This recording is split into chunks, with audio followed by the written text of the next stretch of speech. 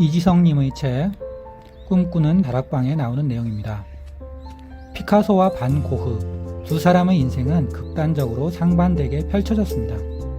피카소가 세속적으로 성공의 표본 같은 삶을 살았다면 반 고흐는 세속적으로 실패의 표본 같은 삶을 살았습니다. 피카소는 30대 초반에 이미 백만장자가 되었습니다. 그의 성공은 나이가 들수록 가속화되었습니다. 그는 천만장자가 되었고 억만장자가 되었습니다. 화가로서의 명성 역시 마찬가지였습니다. 미술계의 인사들에게 서서히 알려지기 시작하더니 오래지 않아 미술계의 스타가 되었고 세계적인 화가가 되었습니다. 그에 비해 반 고흐는 평생 부와 인연이 없는 사람이었습니다. 그는 20대에도 빈민이었고 30대에도 빈민이었으며 죽을 때까지 빈민이었습니다. 화가로서의 명성 역시 우울하기 짝이 없었습니다. 그의 그림은 마치 무슨 저주라도 걸린 것처럼 사람들의 이목을 끌지 못했습니다. 그는 철저히 무명으로 살았고 무명으로 죽었습니다. 어떤 면에서 보면 반 고흐는 피카소보다 더 위대한 재능을 가진 화가였습니다. 피카소가 화가 아버지의 빈틈없는 교육과 후원 아래 4살 때부터 그림을 그렸던 반면 반 고흐는 27살 때부터 그림을 그리기 시작했기 때문입니다. 게다가 반 고흐에게는 스승이나 인도자가 없었습니다. 이런 반 고흐가 어쩌다가 물질적으로 피카소보다 못한 삶을 살게 되었을까요? 저자는 이 두 사람의 차이를 갈라놓은 것을 원하는 삶에 대한 꿈이 있고 없고의 차이라고 말합니다. 피카소에게도 한때 반 고흐 못지않은 무명 시절이 있었습니다. 그 세월은 10년 넘게 지속되었습니다. 그는 세상으로부터 인정받지 못한 화가였고 그림이 팔리지 않는 화가였습니다.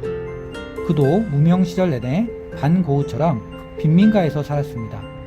그 10년 넘는 세월 동안 피카소가 마음속에 생생하게 그렸던 그림은 부와 명예를 한 손에 쥔 자신의 모습이었습니다.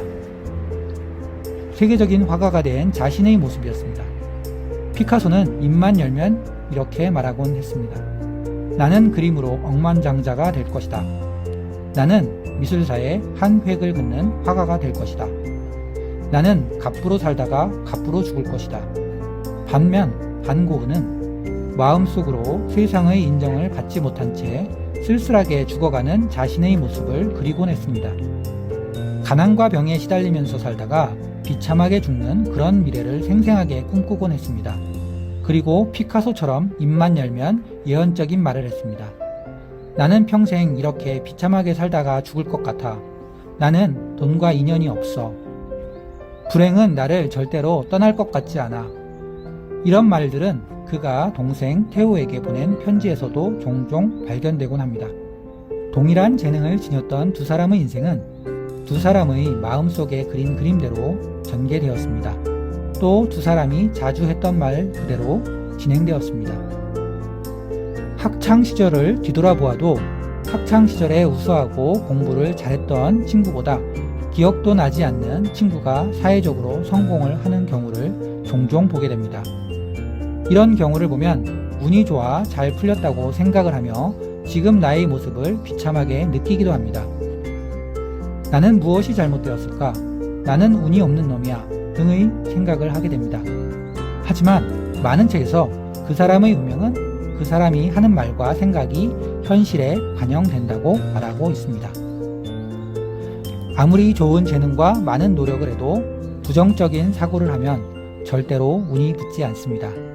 부정적인 말을 하면 운이 달아납니다. 브라이언 트레이시는 다음과 같이 말했습니다. 성공한 사람들은 대부분의 시간을 자신이 원하는 바와 그것을 이룰 수 있는 방법에 대해 생각합니다.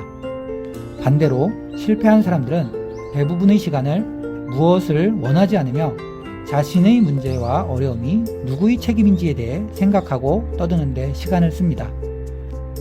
결국 그들은 자신을 불행하게 만드는 원하지 않는 것들을 점점 더 많이 자신의 인생 속으로 끌어들입니다.